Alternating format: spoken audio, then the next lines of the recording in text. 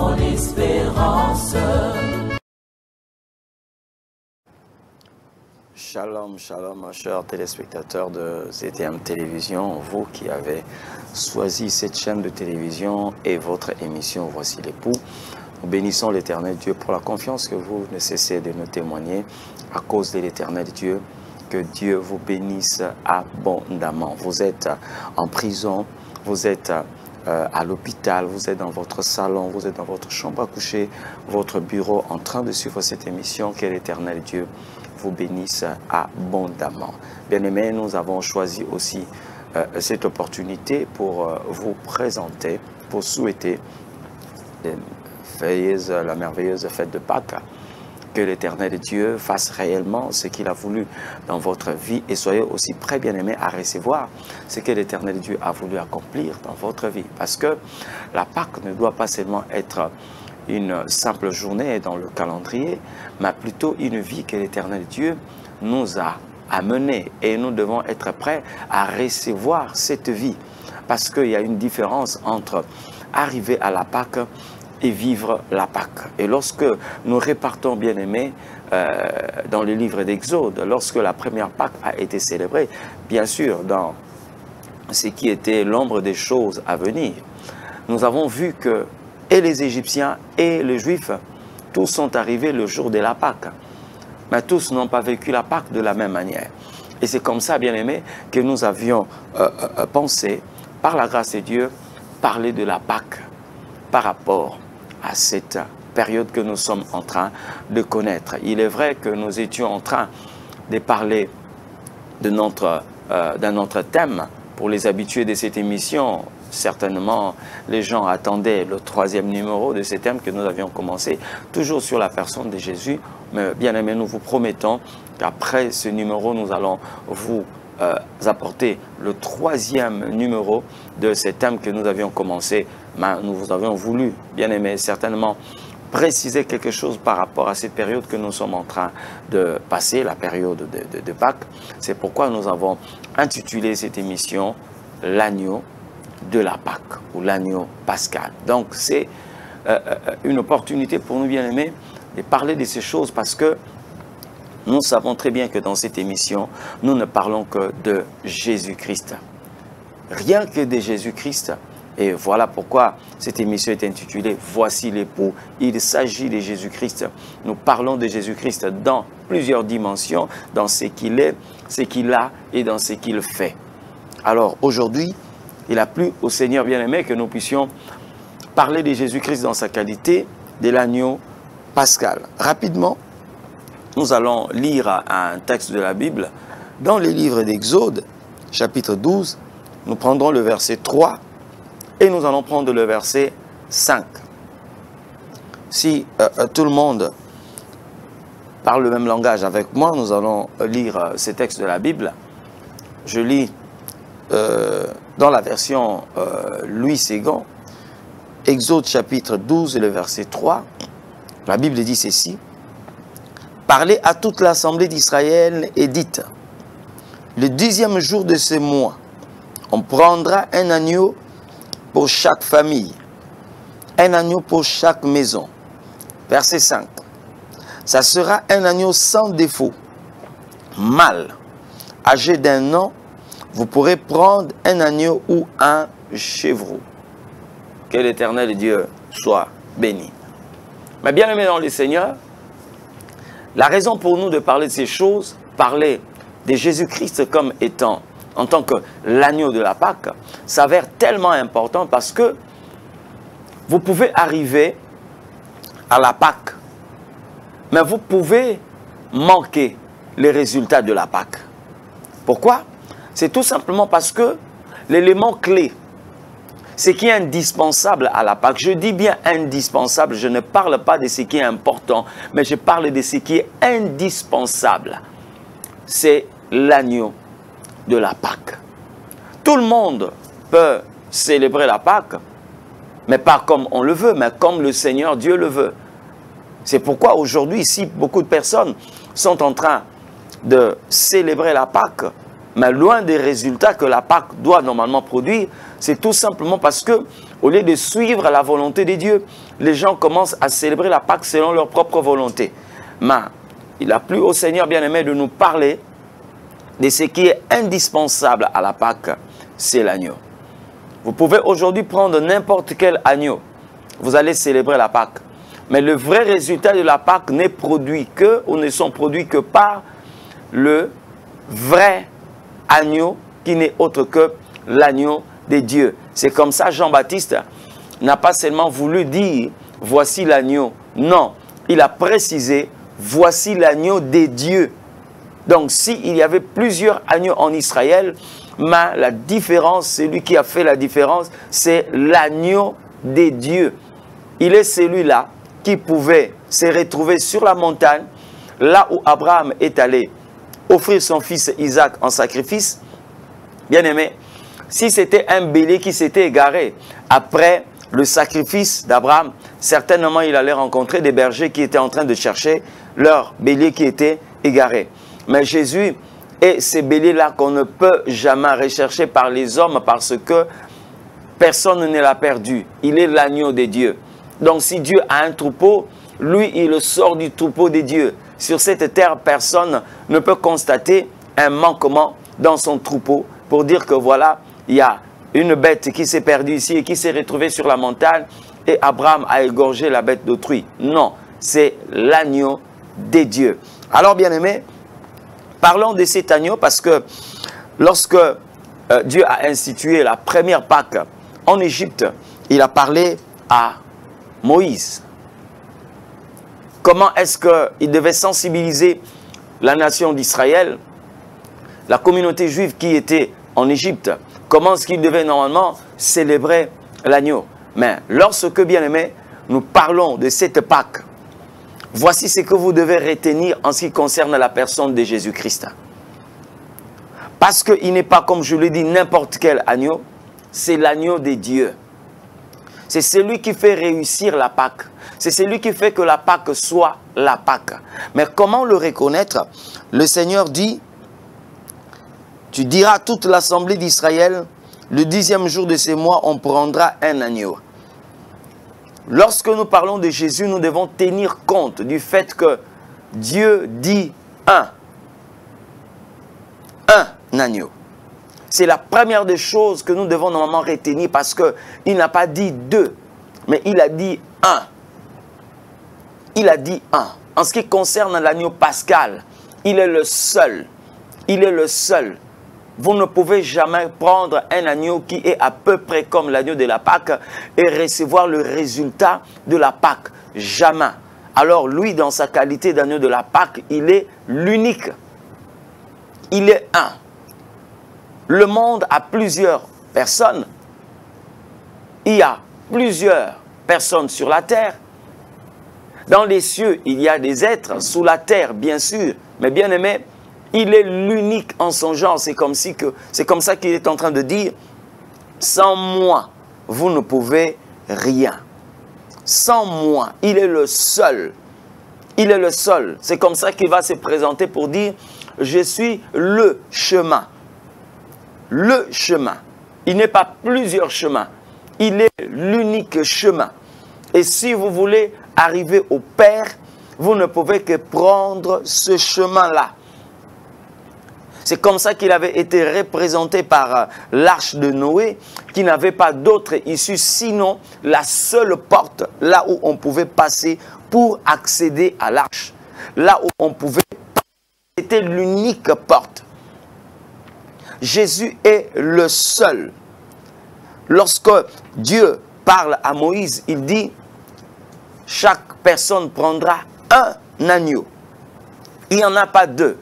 Et la Bible dit, il y a que le nom qui nous a été donné sous le soleil. Un seul nom par lequel nous puissions être sauvés. C'est le nom de Jésus-Christ. Citez tous les noms que vous connaissez, mais lorsque il s'agit du salut, il n'y a que Jésus-Christ.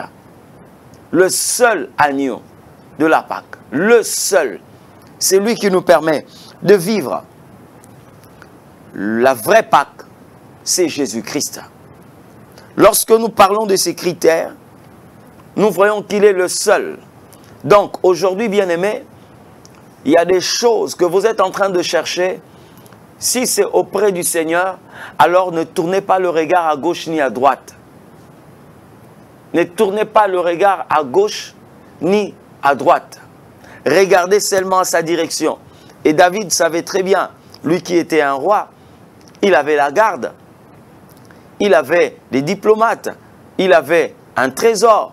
Mais lorsqu'on parlait du secours, il savait que le secours ne pouvait provenir que de l'Éternel. Et il dit, je lève mes yeux vers le montagne, d'où me viendra le secours.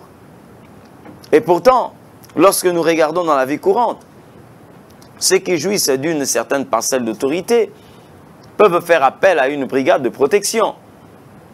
Mais lorsqu'on parle du secours, ça ne peut venir que de l'Éternel Dieu. Il est la seule source. Alors Jésus est le seul, l'unique, celui qui est unique. Un agneau, pas deux, un agneau. C'est comme ça que vous allez voir, bien aimé, quel que soit le nombre des personnes qui composent une famille, Dieu n'avait jamais autorisé qu'il puisse prendre deux agneaux. Vous voyez déjà que les Israélites, dans leur coutume, ils avaient aussi cette habitude de faire beaucoup d'enfants. Regardez quelqu'un comme Jacob, il en avait 13. Alors, si vous prenez Jacob, vous prenez Léa, vous prenez Rachel. Donc, ils sont déjà au nombre de 16. Mais dans une maison de 16 personnes, même s'ils pouvaient être 20, même si vous pouvez être 30, constituant une seule famille, vous allez utiliser un seul agneau. Et certains vont se poser la question de savoir, mais quelle était la taille de cet agneau pour qu'une famille de 30 personnes puisse suffire. Cela ne veut pas dire que vous allez commencer à donner petit à chaque personne, une petite quantité. Non, non. À la Pâque, on ne sert personne, mais chacun se sert. Parce que la Bible dit que chacun prendra ce qu'il peut manger. Chacun de vous va se servir. Il y avait le self-service.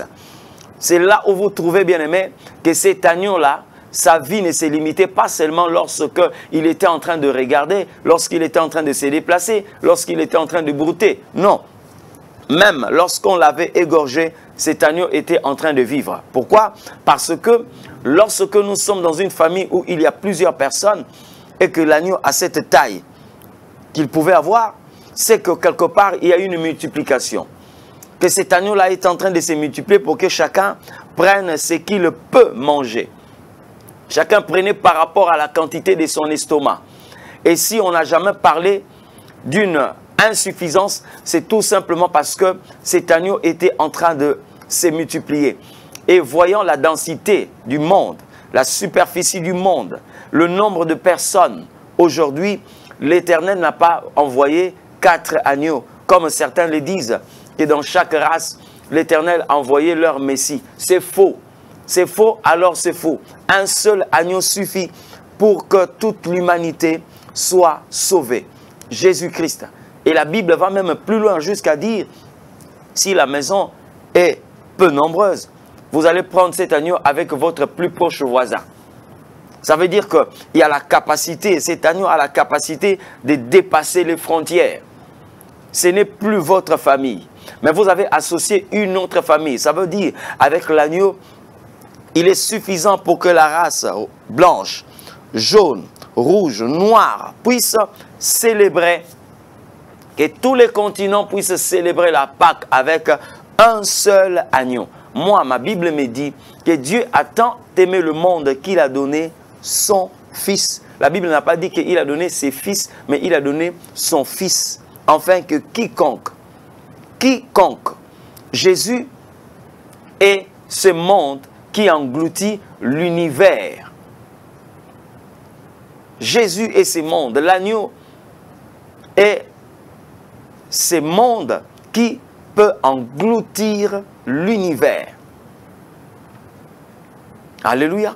Lorsque nous parlons de critères de cet agneau, c'est normal que nous puissions comprendre qu'il est le seul, alors après ces critères, la Bible dit que cet agneau sera sans défaut.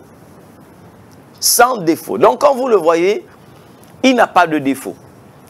Il n'y a pas quelque part là où vous pouvez apporter un rectificatif. Non. Et lorsqu'on parlait d'un défaut, d'un animal, soit il est borgne, soit il a une oreille coupée, soit il est chétif, soit il est boiteux, soit. Donc lorsque nous considérons tout cela, nous nous rendons compte que l'agneau pascal n'a pas de défaut. Permettez-nous, bien-aimés, de citer quelques défauts pour vous dire réellement ce que nous devons saisir par rapport à la confiance que nous sommes en train de faire, d'accorder. Écoutez, si on est en train de dire que l'agneau n'a pas de défaut, il n'est pas aveugle, il le voit. Tout ce qui est en train de vous arriver, le Seigneur est au courant. Le silence que vous observez en Égypte par rapport au traitement qui était réservé au peuple d'Israël ne signifie pas que Dieu n'était pas en train de voir. Parce qu'il a fixé un temps, il a dit à Abraham, tes descendants seront esclaves dans une nation et ils seront maltraités. Ils deviendront esclaves, ils seront maltraités pendant 4 siècles. Donc ça prouve déjà que Dieu voit. Pendant que Abraham ne connaissait rien sur ce qui devait arriver, Dieu lui fait savoir que tes descendants seront. C'est dans un temps où Abraham n'est pas encore en train de maîtriser ce qui va se passer. Mais Dieu le fait savoir, ce qui va arriver. Ça veut dire que l'agneau voit. Il n'est pas aveugle. Et lorsque Moïse est sorti de l'Égypte, il est arrivé, bien-aimé, dans une terre où il est devenu berger à Madian. L'Éternel, quand il l'a rencontré sur la montagne, l'Éternel lui a dit, j'ai vu la souffrance de mon peuple. L'agneau sait, il le voit, il n'a pas de défaut. Il n'est pas aveugle. Ce n'est pas à nous de conduire l'agneau. Mais c'est à lui de nous conduire. C'est comme ça que Isaïe est en train de dire, l'Éternel te prendra par la main et il te conduira. Pourquoi nous sommes appelés ses disciples? Ce n'est pas parce qu'il nous suit, mais parce que nous le suivons. Nous ne pouvons jamais suivre quelqu'un qui ne voit pas parce qu'il va nous conduire dans un trou. Il va nous conduire dans un ravin. Mais ce qui n'est pas le cas pour l'agneau de Dieu. Il n'est pas aveugle. Il le voit. Lorsque nous parlons de défaut, quelqu'un peut, un animal peut éviter l'aveuglement total, mais être borgne. Ça veut dire avoir un œil qui voit et un autre œil qui ne voit pas. L'agneau n'est pas aussi borgne. Parce qu'aujourd'hui, bien aimé, en face d'un animal borgne, il peut voir d'un côté et il ne voit pas de l'autre côté. Non, non. L'agneau n'est pas borgne. Ça veut dire qu'il voit le début et la fin de votre vie. Il a tout prévu. Même lorsque vous passez par des difficultés, il a tout prévu. Il est celui qui trace le chemin de l'Égypte jusqu'à Canaan en passant par désert. Il maîtrise toutes ces choses. Il maîtrise. De l'Égypte jusqu'à Canaan, passant par le désert, il le voit, il le maîtrise. Il n'est pas borgne. Dieu n'est pas celui qui maîtrise votre passé et il a des doutes par rapport à votre futur. Non, non. Ne croyez pas que lui, il est en train de voir votre passé, votre présent, mais il n'est pas en train de regarder réellement votre futur. Parce que là-bas, la vision n'est pas correcte. Non. L'agneau de la Pâque n'a pas de défaut. Il le voit. Et c'est comme ça qu'il dit à son peuple, allez partout dans le monde. Faites de toutes les nations, les disciples. Enseignez-leur à observer. Donc, il est en train de parler, bien aimé, pendant qu'il était en face de 12 personnes. Mais il savait ce que le monde va être après ces gens. Il était en train de nous regarder. Il savait ce que nous serons. Lorsque vous êtes en train de sortir des entrailles de votre mère, l'Éternel sait comment votre vie va finir. Lorsque vous sortez avec des gencives qui sont encore nues, mais il sait comment est-ce que vous allez vieillir. Lorsque vous sortez avec une tête, quelquefois chauve, mais il sait comment est-ce que vous serez couvert par des cheveux blancs. Il maîtrise toutes choses. L'agneau n'est pas borgne. Il voit. Et quand il voit, il prévoit. Parce que la prévision de Dieu fait qu'il puisse être l'auteur d'une provision. Il voit à l'avance et il pourvoit. Bien-aimé, l'agneau est sans défaut. Il n'a pas une oreille coupée. Il n'est pas malentendant. Lorsque vous priez, l'Éternel Dieu vous entend. Lorsque vous priez, il entend. Et il est capable, bien-aimé, de répondre. Ne vous en faites pas. Même dans les profondeurs des eaux, l'Éternel entend. Comment est-ce qu'il a entendu une prière qu'un homme a fait dans le ventre d'un gros poisson? Jonas. Jonas a prié l'Éternel dans le ventre d'un gros poisson. L'Éternel entendait ses cris. L'Éternel entendait sa prière. Et lorsque vous lisez les livres de Jonas, vous allez entendre la prière de Jonas. Mais qui pouvait écrire ces choses? Qui pouvait révéler ces choses? Il n'y a que celui qui entendait cette prière. Bien-aimé, même ceux-là qui ont été épargnés de ces naufrages, ceux-là qui ont eu à jeter Jonas, ne pouvaient même plus entendre ce que Jonas était en train de dire. Mais l'Éternel Dieu entendait. C'est comme ça que David, poussé par l'Esprit, est en train de dire: où fuirai-je loin de ta face? Où fuirai-je loin de ta face? Qu'est-ce que vous allez murmurer que l'Éternel ne puisse pas entendre? Parce que lui, il a la possibilité d'entendre le bruit le plus profond de votre cœur. C'est comme ça que la Bible dit: il pénètre de loin ma pensée. Quand la pensée n'est pas encore exprimée, quand vous n'avez pas encore haussé le ton pour faire entendre votre pensée, l'Éternel est celui qui lit et qui entend cette pensée. Bien-aimé, quand Dieu nous a présenté un tel agneau, c'est une faveur, c'est une grande richesse, c'est un privilège. Sachez-le bien, qu'il n'est pas sourd, non. Il n'a pas aussi une oreille coupée. C'est comme ça qu'il dit encore à Moïse. Non seulement qu'il dit: j'ai vu la souffrance de mon peuple, mais il dit: j'ai entendu ses cris. J'ai entendu ses cris. Bon nombre de personnes croient que quand on invoque l'Éternel, qu'il y a un silence et que Dieu n'entend pas. Non. Non, non. Non, non. Son oreille n'est pas si dure pour entendre. L'Éternel entend. Il entend.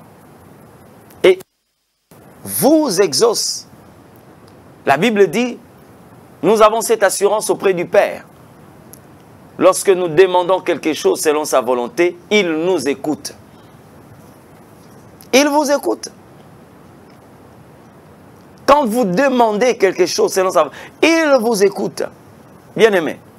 Et s'il nous écoute, la Bible dit: nous possédons la chose que nous lui avons demandé. Ça veut dire: nous avons la garantie d'être répondus. Il va nous répondre. Celui qui a créé les oreilles entend. Mais celui qui a créé aussi la bouche parle. Ce n'est pas parce qu'on a dit qu'il a été conduit comme un agneau muet que l'Éternel Dieu ne parle pas, que Jésus ne parle pas ou l'agneau de la Pâque ne parle pas. Non. Jean-Baptiste l'a présenté: voici l'agneau de Dieu qui ôte les péchés du monde. Mais cette présentation n'a pas empêché au Seigneur de dire à la croix: Père, pardonne-leur, car ils ne savent pas ce qu'ils font. Cette présentation n'a pas empêché au Seigneur de dire: aujourd'hui tu seras avec moi dans le paradis. Cette présentation n'a pas empêché à l'agneau de dire que j'ai soif. Cette présentation n'a pas empêché à l'agneau de dire: fils, voici ta mère. Cette présentation n'a pas empêché à l'agneau de dire: femme, voici ton fils. Ou de dire encore: tout est accompli. Ou de dire encore, entre tes mains, j'ai remis mon esprit. Oui, il était l'agneau, muet, mais muet par rapport à ses accusations, aux accusations portées contre lui. Il n'a pas ouvert sa bouche parce que il n'était pas là pour se justifier.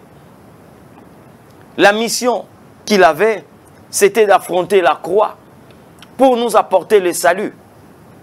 C'est comme ça qu'il n'a pas ouvert sa bouche. Parce que s'il ouvrait sa bouche, bien aimé, personne ne pouvait résister à sa sagesse.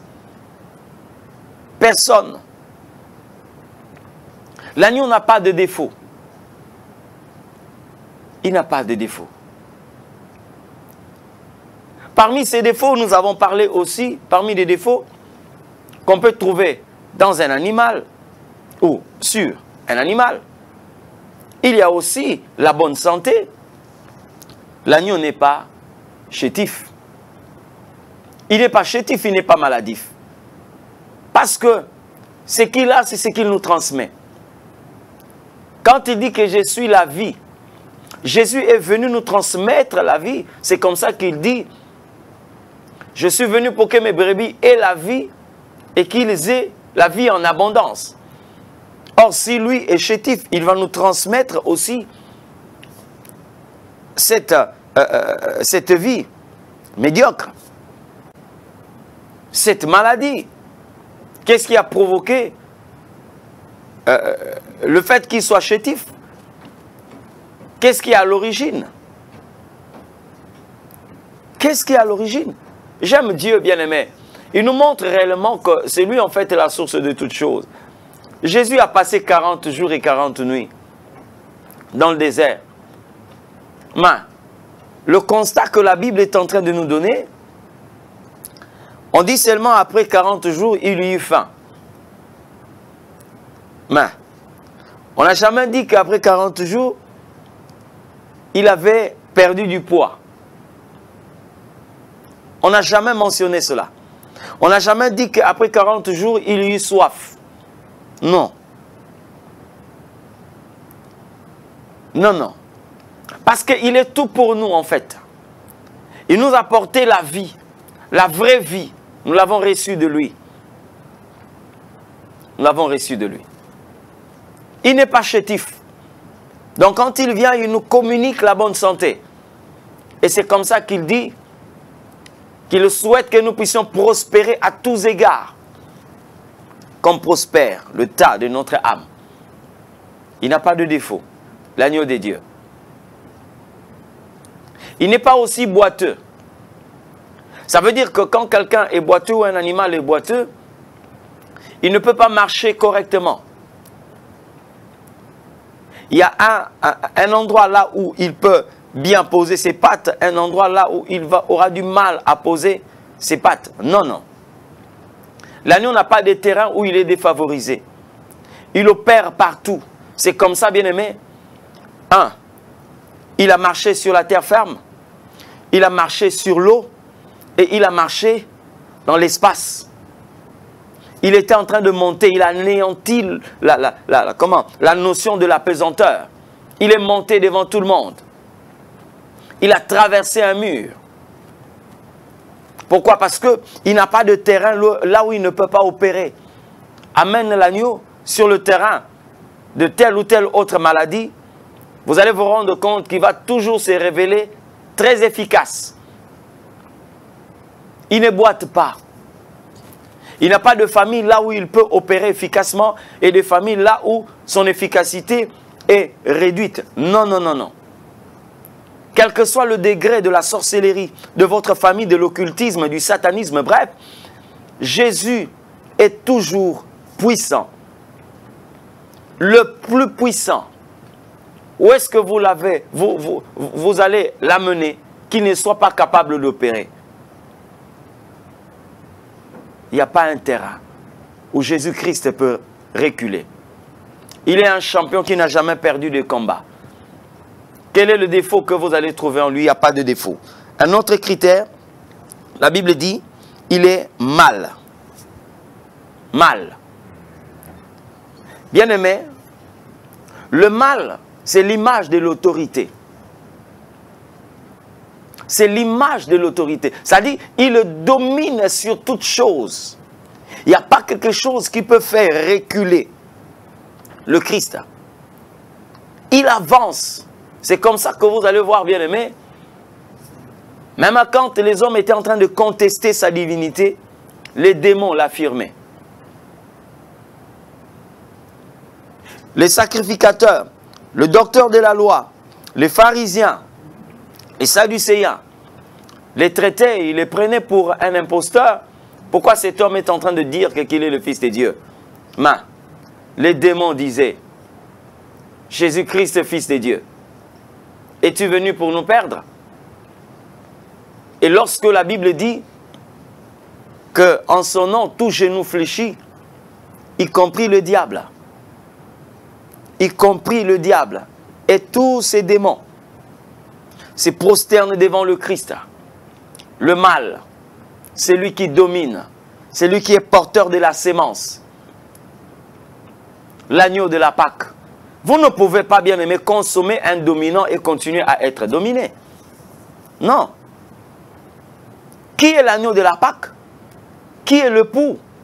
Il est l'agneau de la Pâque. C'est comme ça, lorsque les enfants d'Israël ont compris la révélation de Dieu, ils ont obéi à cette instruction que le Seigneur leur a donnée pour la Pâque. Pharaon n'a plus résisté. Mais vous savez très bien qu'il y a eu des plaies précédentes. Moïse a jeté le bâton, c'est devenu un serpent. Moïse a frappé les eaux du Nil. Il y a eu des grenouilles, la grêle, des poux, tout ce que vous connaissez comme plaie, l'obscurité et tout. Mais bien aimé, Pharaon n'a jamais cédé. Parce qu'il était confronté à quelque chose, ou aux choses, que lui pouvait manifester quelquefois son autorité. Mais quand l'agneau est intervenu, c'était la prise de finition, parce que là, c'était l'autorité la plus élevée. Le mal. Le mal. C'est lui qui domine sur tout le monde. Et Pharaon était obligé de libérer ce peuple qu'il avait gardé captif. Oh, que le Seigneur Dieu continue à vous bénir, vous qui avez choisi cette émission. Je suis en train de rappeler, bien aimé, que vous suivez ZTM Télévision et votre émission « Voici l'époux ». Pour ceux qui veulent nous contacter, bien aimé, vous avez notre numéro qui est affiché au bas de vos écrans. Vous pouvez toutefois rentrer en contact avec nous. Et pour ceux qui veulent nous contacter sur Facebook, notre adresse c'est Amos Mavungu. Sur Facebook, vous voulez aussi entrer en contact avec nous sur TikTok, c'est la même adresse. Instagram, c'est la même adresse. Pour ceux qui veulent aussi s'abonner à notre chaîne YouTube, Amos Mavungu Ministry TV, je vous conseillerais bien aimé de vous abonner, activer la cloche de notification. Faites partir de cette grande armée des abonnés de cette chaîne. Bien aimé, vous aurez plusieurs de nos émissions et de nos prédications et l'Éternel Dieu vous bénira. Partagez ces liens pour que plusieurs personnes puissent avoir accès à ces moments d'intimité avec le Seigneur Dieu. Pour ceux qui veulent nous rencontrer personnellement, vous êtes à Brazzaville.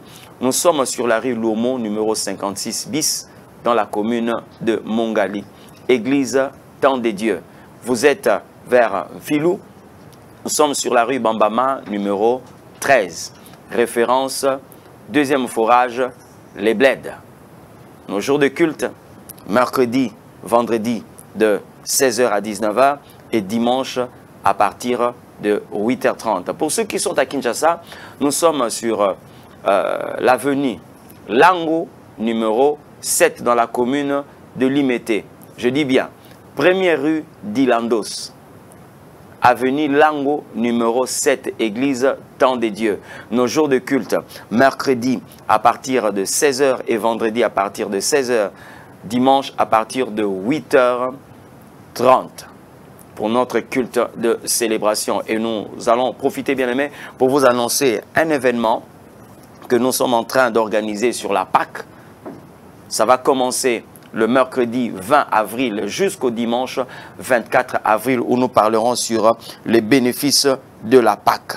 Ce n'est pas fini. Le troisième critère, la Bible dit un agneau d'une année. Un an, ça veut dire quoi? Pour avoir totalisé un an, il est celui qui a commencé et il a fini. C'est la qualité d'alpha et oméga. Vous voyez? Cette qualité que l'agneau a, c'est ce que nous devons normalement utiliser et c'est ce que nous devons normalement comprendre. Et le Seigneur veut que nous puissions comprendre aussi ces critères-là parce qu'il est celui qui a commencé et il a fini. Et s'il a commencé, ça veut dire qu'il peut parfaitement sauver tout ce qui s'approche de lui. Il n'y a pas une minute que lui ne maîtrise pas. Il n'y a pas une seconde que lui ne maîtrise pas. Il n'y a pas une heure que lui ne maîtrise pas. Il n'y a pas un jour qu'il ne maîtrise pas, une semaine qu'il ne maîtrise pas, un mois qu'il ne maîtrise pas. Parce qu'il a totalisé une année. C'est là où nous trouvons sa qualité d'omniscient, c'est-à-dire celui qui connaît toutes choses, omnipotent, celui qui a tout pouvoir, et omniprésent, il est partout. Parce qu'il est passé par le premier et le dernier jour. C'est comme ça que vous allez vous rendre compte, bien-aimés, par rapport à cette qualité. Il a rendu féconde une femme qui était stérile, mais qui avait déjà atteint une phase très avancée de la ménopause. Sarah, à 90 ans. Le Seigneur lui a dit, l'année prochaine, à la même époque, il fallait que ça fasse une année. Pour révéler que c'est l'agneau de la Pâque qui rend possible ce qui est impossible. Bien-aimés dans le Seigneur, vous qui êtes en train de suivre cette émission, l'agneau de la Pâque, c'est Jésus. Et lorsque nous plongeons un regard par rapport à ces critères, nous nous rendons compte qu'il est le seul à le faire. Notre grand-père, nos pères, n'ont jamais eu cette qualité de ceux qui ont commencé et qui ont fini. Non. C'est pourquoi, bien-aimé, ce que lui est en train de faire, même Adam ne pouvait pas le faire. Il ne pouvait pas le faire parce que Adam n'a pas commencé comme Jésus a commencé. Il a été créé un adulte. Mais le second Adam a commencé comme un fœtus. Il a commencé par là où tout devait commencer. Et il a fini. Bien-aimé dans le Seigneur, à la télévision, c'est le temps. Je crois que nous avons eu à parler de cet agneau. Et là où vous êtes, il est capable, je dis bien il est capable, de vous accorder ce que le monde n'a pas pu vous accorder. Il est capable de vous donner et de nous donner ce que le monde n'a pas pu nous donner. J'aimerais nous inviter, bien-aimés, à la prière. Là où vous êtes, bien-aimés, vous allez vivre la main de cet agneau qui est la dernière prise de finition pour que l'esclavage prenne fin. C'est maintenant que commence votre vie en tant qu'un homme et une femme libres dans le royaume de notre Dieu. Père éternel, Dieu créateur, merci pour ces instants. Merci pour ces moments. Dieu des armées, tu nous as parlé concernant l'agneau pascal. Dieu Tout-Puissant, je t'ai pris, Père, d'étendre ta main et d'intervenir dans la vie de ton peuple. Ceux-là qui sont prisonniers dans des hôpitaux, ceux-là qui sont dans des cellules de détention, ceux-là qui sont emprisonnés dans l'alcool, ceux-là qui sont dans le lien, Seigneur, de la malédiction, ceux-là, ô Dieu, qui sont dans le lien de la mondanité, nous te prions, éternel notre roi, ô Père, de manifester ta gloire, afin que, Seigneur, ton peuple soit libéré dans le nom puissant de Jésus-Christ de Nazareth. Dieu des armées, je crois que maintenant, Yahweh, tu réponds à celui qui est en train de crier vers toi. Tu tends ta main, éternel notre Dieu, à celui qui est en train de chercher ton secours. Dans le nom de Jésus-Christ de Nazareth, merci, ô Dieu, pour libérer ces bien-aimés des liens de la pauvreté, Seigneur, de la cécité, au nom de Jésus-Christ, Dieu de gloire. Nous te disons merci. L'agneau règne encore au milieu de ton peuple. Et nous bénissons, éternel Dieu, cette période de Pascal. Nous bénissons ton peuple, que nous puissions réellement vivre la Pâque et expérimenter la liberté. Au nom de Jésus-Christ de Nazareth, bénis cette nation et bénis, éternel notre Dieu, tous ceux qui travaillent à l'ombre. Je pensais aux techniciens et bénis cette chaîne de télévision, cet instrument d'évangélisation qui bénit des multitudes au nom de Jésus-Christ de Nazareth. Ainsi nous t'avons prié au nom de Jésus. Amen. Que l'Éternel Dieu vous bénisse. Merci et à la prochaine. Richesse, la source de mes grâces, mon chant d'allégresse.